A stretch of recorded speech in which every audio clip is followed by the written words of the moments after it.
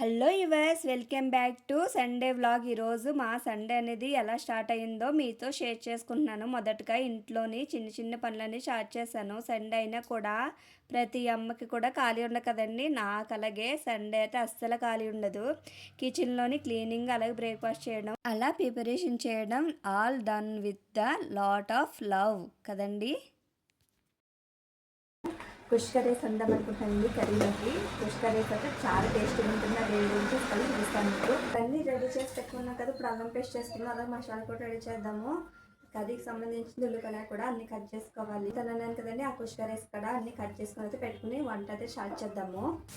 కొత్తిమీర అలాగే పుదీనా కూడా తెప్పించాను. దాంతోపాటు అల్లం పేస్ట్ చేయాలని చెప్పాను కదండి, అల్లం కూడా తెప్పించాను. ఇప్పుడు ఈ పుదీనా కొత్తిమీర అన్ని కట్ చేసుకోవాలి, ఉల్లిపాయలు కట్ చేసుకోవాలి. అలాగే టమాటాలు కుష్కా చేద్దాం అనుకున్నాం కదండి, ఆ టమాటాలు కూడా కట్ చేసుకోవాలి. ముందుకు వచ్చేసి అల్లం పేస్ట్ అవి చేసుకున్నాము. అంతేకాకుండా మసాలా పేస్ట్ కూడా రెడీ చేసుకుని చెప్పాను కదా, అవి కూడా రెడీ చేసుకున్నాము. ఇప్పుడు అల్లం పేస్ట్ అన్ని ముందు చేసుకుని తర్వాత మసాలా చేసుకుని. సండే ఎప్పుడైనా ఖాళీగా ఉంటుంది అనుకుంటాము, అలాంటిది సండే ఖాళీ ఉండదండి. స్పెషల్గా మళ్ళీ డబల్ పని అయిపోతుంది. ఎంత కట్ చేసుకుని వండి పెట్టి కడిగి అన్నీ చేసినప్పుడు ఇదే పని సరిపోతుంది. ఇంకేం ఖాళీ ఉంటుందండి ఆడవాళ్ళకి. చూస్తున్నారు కదా, ఎంత కట్ చేసుకుని రావాలి. ఇప్పుడు కట్ చేసుకుంటే మళ్ళీ వంట చేయాలి. అలాగే రైస్ ఉండాలి, చేపల ఫ్రై ఉండాలి, చికెన్ కర్రీ ఉండాలి. ఇవన్నీ చేసినప్పటికీ సరిపోతుంది. నేనైతే ఇవన్నీ కట్ చేస్తానండి. తర్వాత మళ్ళీ స్టార్ట్ చేస్తాను. కట్ చేసిన తర్వాత అయితే మళ్ళీ లాంగ్ అయిపోతుంది కదా వీడియో అనేది. ఇంకా అంత లాంగ్ అయితే ఏం చూస్తారండి, చూసేదే ఉండదు కదా. నేను సింపుల్ అంటే 8 minutes లోపే పెడతాను తప్ప లాంగ్ వీడియో అనేది ఎక్కువ పెట్టట్లేదు. అసలు అది పెట్టినా కూడా చూడట్లేదు. లాంగ్ పెట్టాను అనుకో అసలు చూడరు కదా. అందుకు నేను లంది వీడియో అనేది ఎక్కువ లాంగ్ పెట్టట్లేదు. ఎందుకంటే జనాలు రీచ్ అవ్వాలంటే చూసి ఇంట్రెస్ట్ ఉండాలి కదా. అందుకే ఇంక లాంగ్ పెట్టమంటే తక్కువలోనే పెడుతున్నాను. ఇవన్నీ కట్ చేయడం అనేది చూపిస్తే ఇంక టైం వేస్ట్. అందుకే అన్నీ కట్ చేసుకుంటే మళ్ళీ స్టార్ట్ చేస్తాను. కట్ చేసుకుంటే చెప్పాను కదండి, అన్నీ కట్ చేసి చేసుకున్నాను. మసాలా కూడా రెడీ చేసుకున్నాను. ఏమేమి రెడీ చేసుకున్నానో అన్నీ చూపిస్తాను. అల్లం వెల్లుల్లి పేస్టు, అలాగే మసాలా, కొత్తిమీర, పుదీనా, కుష్కా రైస్కి బిర్యానీ మసాలా, ఉల్లిపాయలు, పచ్చిమిర్చి, టమాటాలు, కర్రీకి వచ్చేసి ఉల్లిపాయ ముక్కలు కూడా కట్ చేసేసుకున్నాను కదా. ఏమేమి రెడీ చేసుకున్నాను. ఇప్పుడు వంట అనేది స్టార్ట్ చేసేస్తాను. ఇప్పుడు దానికి కుష్కా రైస్ కావాల్సింది గిన్నెని తీసుకున్నాను. ఇలా కుష్కా రైస్ చేస్తాను.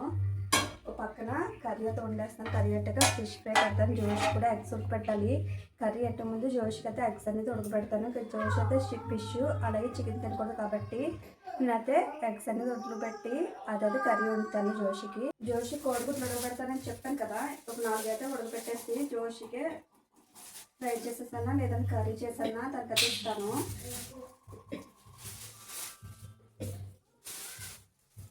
కుక్కర్లో పెట్టేసుకుంటున్నాను, ఈజీగా త్వరగా అయిపోతుంది.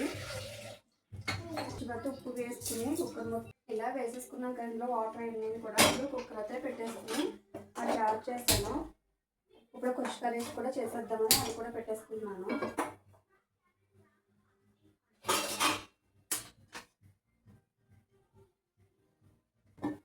మీ కుష్కా రైస్ ఎలా చేయాలని చూపిస్తాను రండి. అందులోకి ఆయిల్ వేసుకున్నాం కదా. ఆయిల్ వేసిన తర్వాత ఈ బిర్యానీ మసాలా తీసుకున్నాం కదండి, అన్నీ అందులో వేసేసుకోవాలి. వేసుకుని ఫ్రై చేసుకోవాలి. అలా ఫ్రై అయినాయి కదా. ఫ్రై అయిన తర్వాత ఉల్లిపాయ ముక్కలు, పచ్చిమిర్చి అన్నీ వేసేసుకున్నాము. ఇలాగా గోల్డెన్ కలర్ వచ్చేదాకా కొంచెం కలర్ అనేది షేడ్ అయ్యేదాకా ఫ్రై చేసుకోవాలి కదా. ఇలాగా కొంచెం కలర్ అనేది షేడ్ అయింది కదా. ఇలా షేడ్ అయిన తర్వాత అయితే టమాటా ముక్కలు వేసేసుకోవాలి. కట్ చేసుకుని టమాటా ముక్కలు ఉన్నాయి కదా, అందులో వేసేసుకొని అవి మెత్తగా గుజ్జు కింద అయిపోవాలి. అప్పుడు దాకా కొంచెం నిదానంగా అయితే మంట అనేది లో ఫ్లేమ్లో పెట్టుకుని మగ్గించుకోవాలి. ఉప్పు వేస్తే త్వరగా మగ్గిపోతుంది కాబట్టి నేను కొంచెం ఉప్పు టేస్ట్ పడగా ఇప్పుడే వేసేసుకుంటున్నాను. పెట్టుకుని కలుపుకొని మనం మూత పెట్టుకుని కుక్ చేసుకున్నాము. కొత్తిమీర పుదీనా వేసుకున్నాం కదా, ఫ్రై చేసుకోవాలి అదంతానే.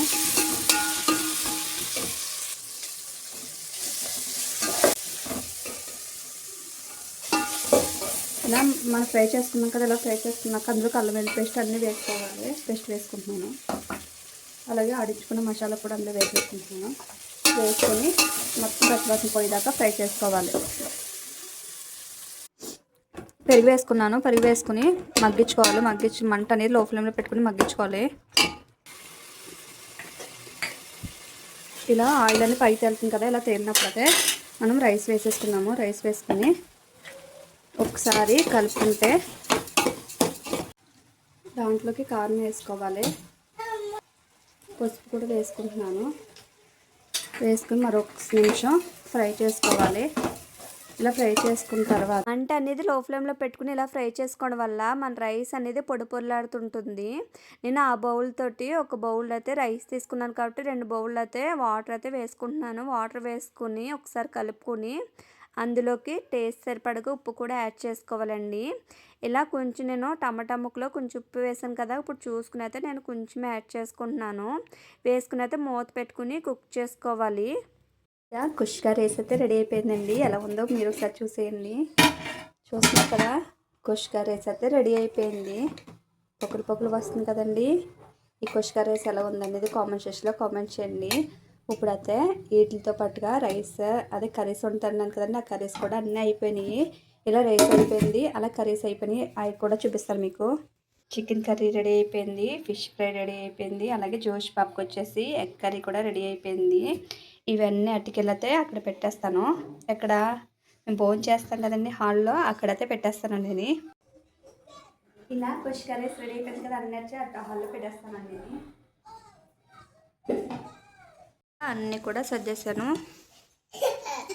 ఆనియన్స్, పెరుగు, అలాగే నిమ్మకాయలు అన్నీ పెట్టేశాను. ఇలా భోజనం అంతా కూడా కంప్లీట్ అయిపోయిన తర్వాత ఆ సామాన్లు కూడా అన్నీ తోమేశాను. తోమేసిన తర్వాత పైనుంచి బట్టలు తెచ్చి అవి కూడా మడత పెట్టేసాను. ఒకసారి కిచెన్ అనేది క్లీన్ చేసేసాను. క్లీన్ చేసిన కదా చూపిస్తున్నాను మీకు. ఇలా అయితే మొత్తం కిచెన్ అంతా క్లీన్ చేసేసాను. సామాన్లు కూడా తోమేసి సింక్లో పెట్టేశాను.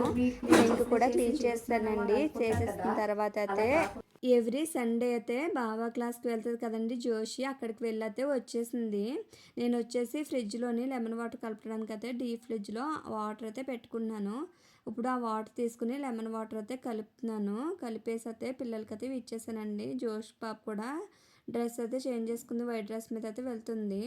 అలా అయితే వాటర్ ఇచ్చేసిన తర్వాత ఇంట్లో చేసుకున్న జంతువులు అయితే ఉన్నాయి. మేమందరం కూర్చుని అయితే తిన్నాము.